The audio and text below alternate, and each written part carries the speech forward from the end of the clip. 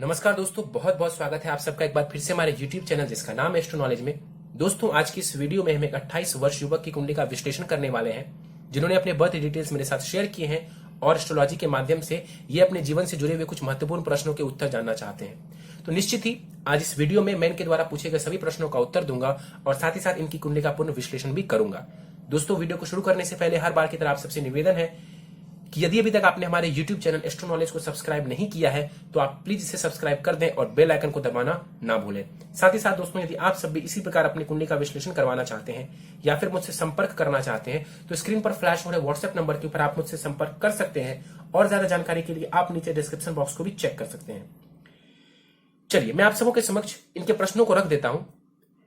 ये जॉब की तलाश कर रहे हैं, पूछते हैं कि मुझे जॉब कब मिलेगी, गवर्नमेंट जॉब मिलेगी या प्राइवेट जॉब। टीचिंग के क्षेत्र में इनको जॉब की तलाश है।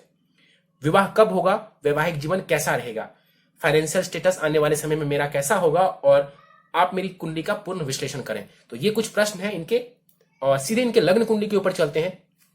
इनकी लग्न कुंडली को देखें, वो प्रारंभ हो रही है 10 नंबर से। मकर लग्न, यहां पर ये जो कुंडली बनती है वो मकर लग्न की बनती है और राशि देखें तो वृषभ, क्योंकि चंद्रमा देवता जो है वो वृषभ राशि में जाकर के बैठे हुए हैं। लग्न की तरफ वापस आए, लग्न का मान 28 डिग्री का है। लग्न कमजोर है, लग्न कमजोर है। यहां पर देखा जाए शनि देवता बनते हैं इस कुंडली के लग्नेश।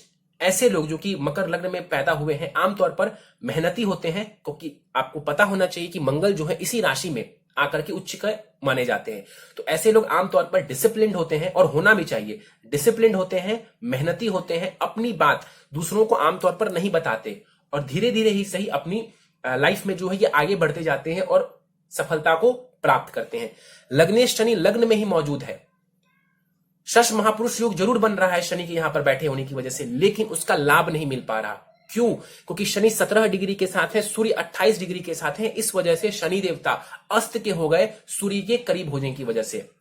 हालांकि ऐसा नहीं है कि शनि कुछ भी प्रभाव नहीं देगा, लेकिन हां, प्रभाव कम हो जाएगा इनका और दृष्टि ना के बराबर होगी इनकी। तो यहां पर शनिदेव का बैठना और साथ ही साथ यहां पर अस्त का हो जाना, ये इनके लिए नेगेटिव पॉइंट है। यहां पर बैठ गए शनिदेव, यदि अस्त के नहीं होते तो शश महापुरुष योग का इनको बहुत लाभ मिलता, जो उच्च की दृष्टि 10वें स्थान के ऊपर जाती, करियर में ये शनि इनको बहुत लाभ करवाते। तो यहां पर अस्त के शनि को पावर देना जरूरी है। यहां पर देखा जाए सूर्य बैठे हुए हैं 28 डिग्री के साथ, बाल अवस्था का ये सूर्य बैठा हुआ है, शनि के घर में बैठा है, शनि के साथ बैठा है, तो अति शत्रु के होकर के यहां पर बैठे हुए। यहां पर बैठा हुआ सूर्य कई बार आपको गुस्से वाला नेचर का बना सकता है। कई बार आप सामने वाले से जो है आप परेशान हो सकते हैं और इस फ्रस्ट्रेशन में कुछ कह सकते हैं जो कि आपको नहीं कहना चाहिए। यहां पर देखा जाए प्रथम भाव में सूर्य बैठा हुआ है, कई बार ईगो देता है व्यक्ति को, यहां पर सूर्य की दृष्टि जो कुंडली के 7वें स्थान के ऊपर आएगी, ये दृष्टि भी बहुत शुभ नहीं है। हालांकि मित्रवत दृष्टि है, चंद्रमा के भाव को देखेंगे, लेकिन आपको पता होना चाहिए कि सूर्य का प्रेम से और सूर्य का विवाह से कोई बहुत ज्यादा लेना देना नहीं होता है। तो पत्नी के भाव के ऊपर, विवाह के भाव के ऊपर सूर्य की दृष्टि हो सकता है तो पत्नी के साथ छोटे मोटे अनबन करवा दे, कोई बहुत विशेष परेशानी ये खड़ी नहीं करेंगे। क्यों? क्योंकि यहां पर सूर्य को देखें 28 डिग्री के साथ है, बाल अवस्था का है, बल कम है। दूसरा दृष्टि जो है वो मित्रवत दृष्टि है इनकी। चलिए, यहां पर बुध के ऊपर चलते हैं। बुध इस कुंडली में देखा जाए, बुध इस कुंडली के कारक ग्रह हैं, योग कारक ग्रह हैं, भाग्येश हैं, आपके षष्ठेश हैं और भाग्येश हैं, जाकर के कुंडली के लग्न में बैठे हुए हैं। राजयोग बना करके यहां पर बुध भी बैठा हुआ है, लेकिन बुध देखें 28 डिग्री का है, सूर्य देखें 28 डिग्री का है। बुध हो गए अस्त, पूरे अस्त हो गए, क्योंकि सूर्य और बुध एक ही डिग्री पर बैठे हुए हैं। तो सूर्य काफी हद तक यहां पर प्रभावहीन हो गया। तो बुध के भी प्रभाव को बेहतर करना है तो यहां पर बुध को पावर देने की जरूरत है, जिनके उपाय मैं आपको बताऊंगा। निश्चित रूप से भाग्य में ये थोड़ी सी कमी कर देंगे। राजयोग बना रहा है, भूलिए मत, बुध यहां बैठे होने की वजह से राजयोग बना रहा है, लेकिन उसका लाभ आपको नहीं मिल पा रहा। यहां पर बुध के बैठे होने की वजह से आपकी कम्युनिकेशन स्किल्स बेहतर करता, ये आपको इंटेलिजेंट बनाता और अभी भी आपको ये इंटेलिजेंट बनाएगा, लेकिन चूंकि प्रभाव कम हो गया है इसका, इस वजह से उतने अच्छे रिजल्ट्स आपको देखने को नहीं मिल पा रहे हैं। यहां पर एक बात और देखिए, 28 डिग्री का लग्न है, 28 डिग्री के बुध है और 28 डिग्री के सूर्य हैं, तो काफी प्रभाव है सूर्य का, बुध का आपके व्यक्तित्व के ऊपर। मंगल के ऊपर चलते हैं। यहां पर मंगल 1 डिग्री का है, उच्च की राशि में बैठा हुआ है, रोचक महापुरुष योग यहां पर बन जाता है, रोचक महापुरुष योग बन जाता है। मैंने आपको स्टार्टिंग में ही बताया था कि यही वो राशि है जहां पर मंगल देवता उच्च के होते हैं। तो यहां पर रोचक महापुरुष योग बन रहा है, मंगल सूर्य साथ में बैठे हुए हैं, पराक्रम योग यहां पर बन रहा है इन दोनों के साथ होने की वजह से। तो आपके पराक्रम में कहीं कोई कमी नहीं है। कमी इसमें है कि जो जिस लग्न में, जिस राशि में ये सारे ग्रह बैठे हुए हैं उसका स्वामी अस्त है, ये एक वीक पॉइंट है। उसको पावर देंगे, लाभ होगा। मंगल यहां पर देखा जाए 1 डिग्री का है, उच्च की राशि में बैठा हुआ है। हालांकि यहां पर मंगल देखें तो काफी कम पावर है मंगल के पास भी इस कुंडली में, क्योंकि वो 1 डिग्री के साथ बैठे हुए हैं और यहां पर मंगल जो है वो मृत अवस्था का माना जाएगा। तो उसके पास दृष्टि का बल भी बहुत कम होगा, लेकिन मान लेते हैं इनकी दृष्टि जहां जहां जाएगी क्या क्या परिणाम देगी। अगर थोड़ी बहुत भी पावर हुई तो मंगल की चौथी दृष्टि जाएगी अपने ही भाव के ऊपर, सुखों में बढ़ोतरी कर देंगे। मकान का सुख, वाहन का सुख, जीवन में जितने भी भौतिक सुख सुविधाएं हैं उन सबका सुख ये देने वाला होगा। वैसे भी लग्न में रोचक महापुरुष योग बना रहा है। अपनी मेहनत से दुनिया का ऐसा कोई काम नहीं है जो आप नहीं कर सकते। दोहरा देता हूं, अपनी मेहनत से दुनिया का कोई ऐसा कार्य नहीं है जो आप नहीं कर सकते। देखा जाए मंगल की सप्तम दृष्टि जाएगी कुंडली के सप्तम स्थान के ऊपर, नीच की दृष्टि जाएगी। यही वो दृष्टि होगी जो आपको मांगलिक बनाती है। तो अब आप जान लीजिए कि आप मांगलिक है। कुछ लोग कहेंगे कि मंगल उच्च का है, फलाना है, ये है। मैं आपको कहता हूं कि ये आपको यहां पर बैठ करके मांगलिक बनाता है। कुंडली मिलान करके विवाह करें। और मंगल की जो अष्टम दृष्टि है वो कुंडली के अष्टम भाव के ऊपर जाएगी, मित्रवत दृष्टि होगी। हो सकता है तो आपको सडन गेन करवा दे, लेकिन स्वास्थ्य का ध्यान रखना चाहिए आपको। चोट चपेट ये लगवा देते हैं। आगे बढ़ते हैं, चलते हैं कुंडली के पंचम भाव की तरफ। पंचम भाव में देखें तो यहां पर चंद्रमा बैठे हुए हैं, उच्च के चंद्रमा है आपके। अब चंद्रमा इस कुंडली में कौन है तो वो सप्तमेश है।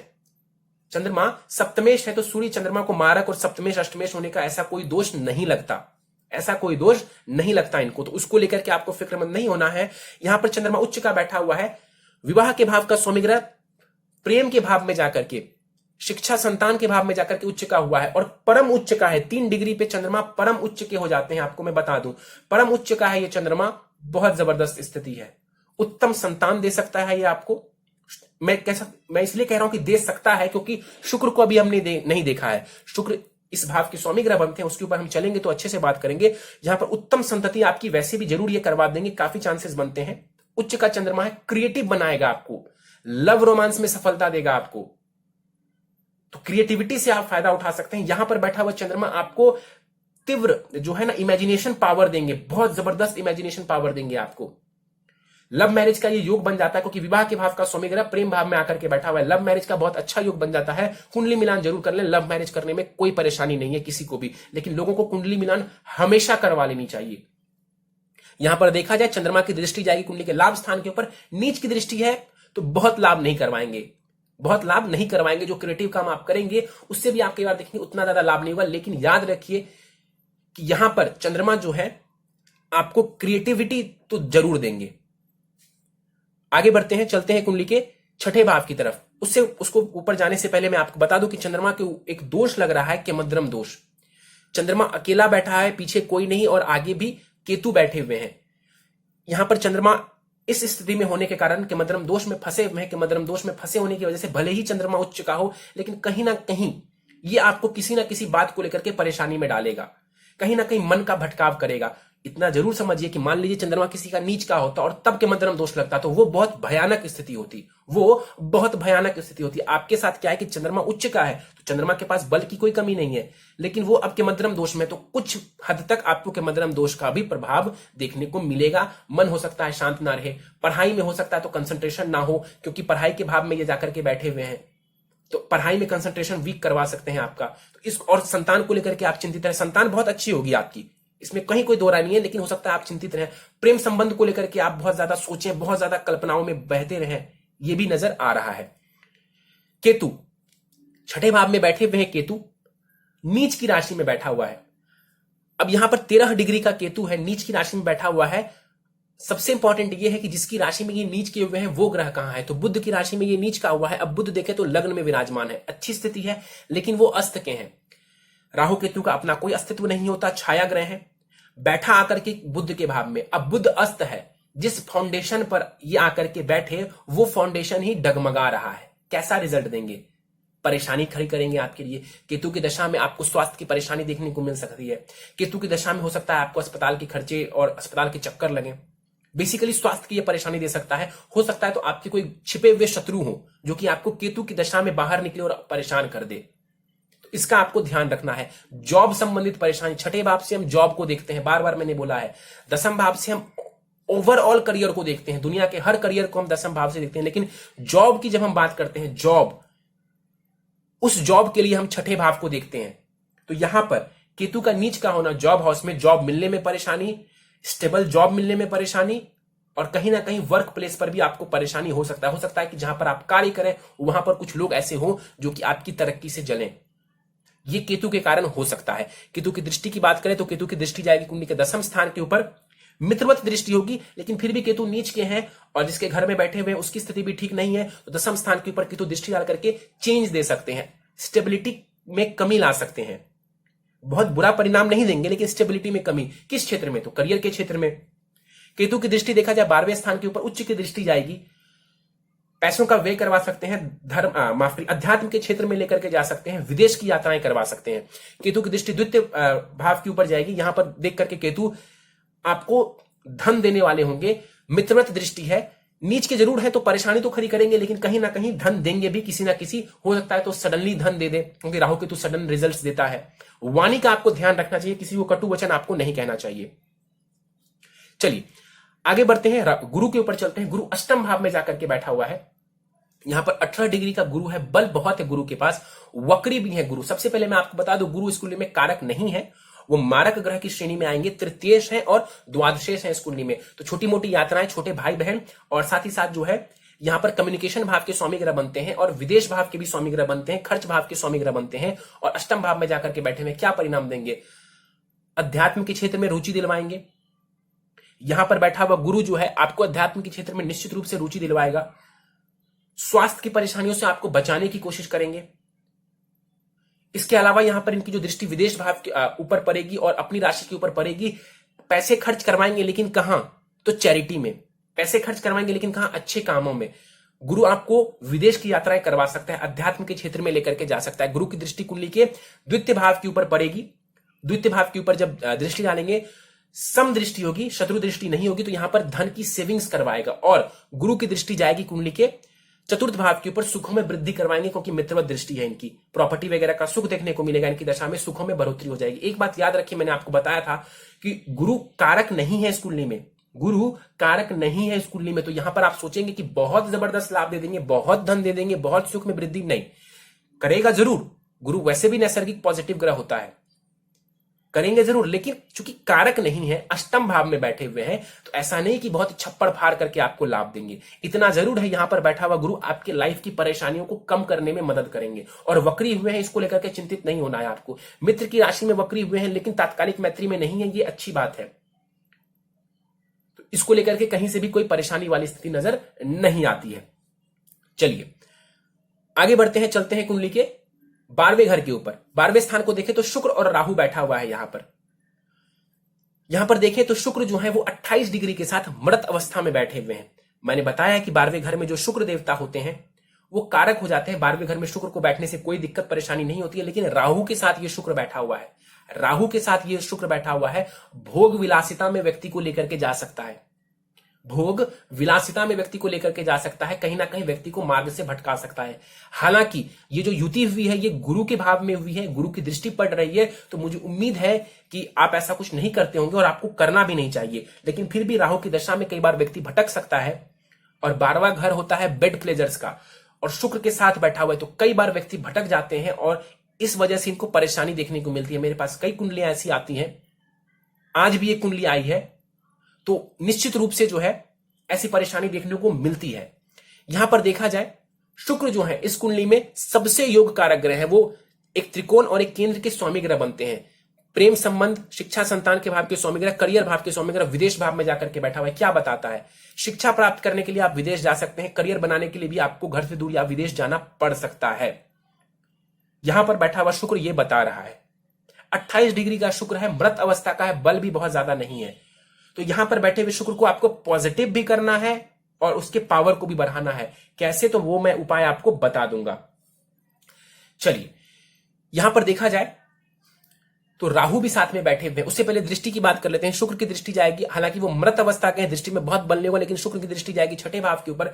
मित्रवत दृष्टि है, कोई विशेष परेशानी तो खड़ी नहीं करेंगे, बस शुक्र की दशा में आपको धन खर्च का ध्यान रखना चाहिए। अस्पताल के छोटे मोटे चक्कर लग सकते हैं, कोई बहुत विशेष परेशानी मुझे नजर नहीं आ रही है। और आप गलत चीजों में ना पड़े, बस मैं यही सलाह दूंगा, अदरवाइज फिर परेशानी आपको देखने को मिल सकती है।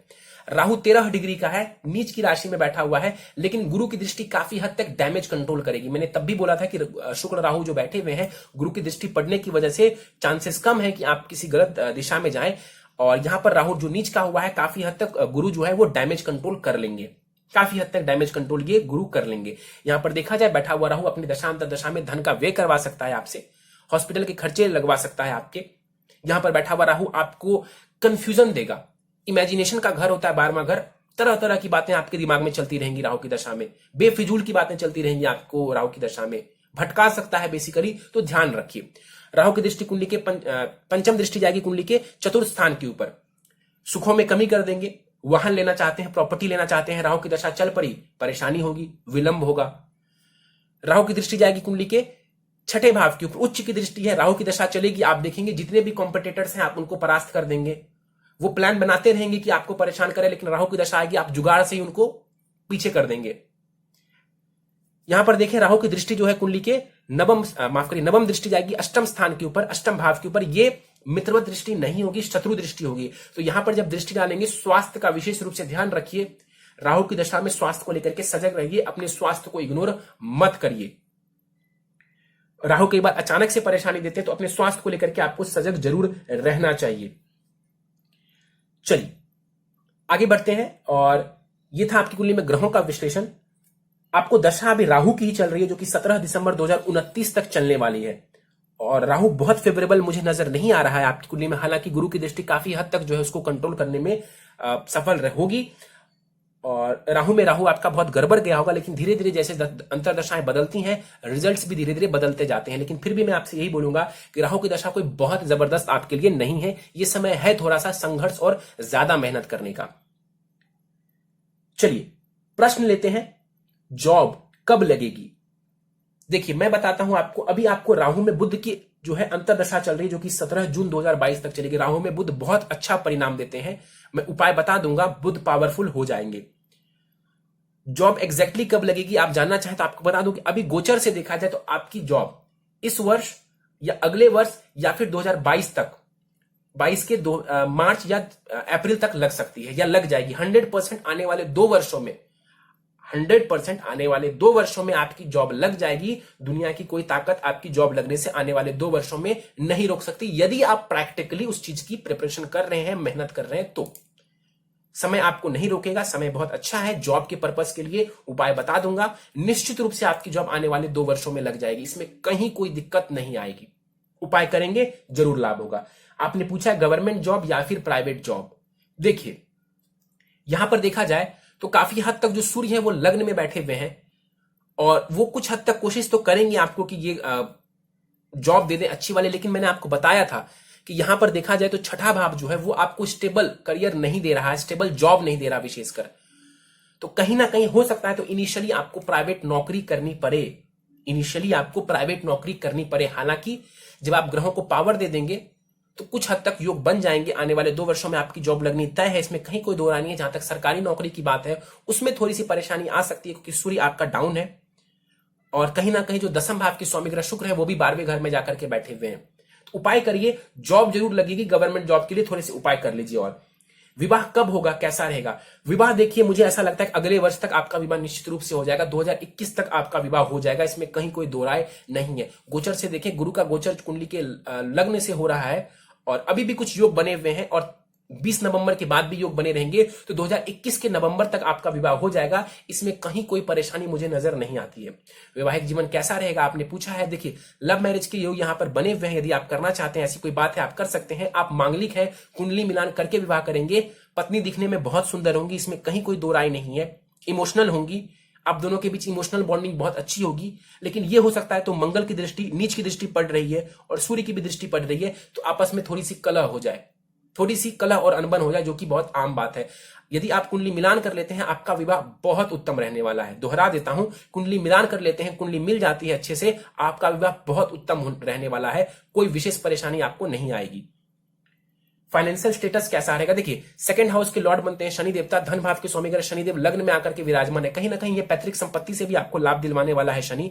और यदि आप धन अपने ऊपर अपने से बनाना चाहते हैं, अपने ऊपर पैतृक संपत्ति खर्च करना चाहते हैं और उस पैतृक संपत्ति को अपने ऊपर खर्च करके आप और भी प्रॉपर्टी बनाना चाहते हैं, ये भी स्थिति नजर आ रही है। लेकिन जो धन भाव के स्वामी ग्रह हैं वो भी शनिदेव है, लग्नेश भी शनिदेव है।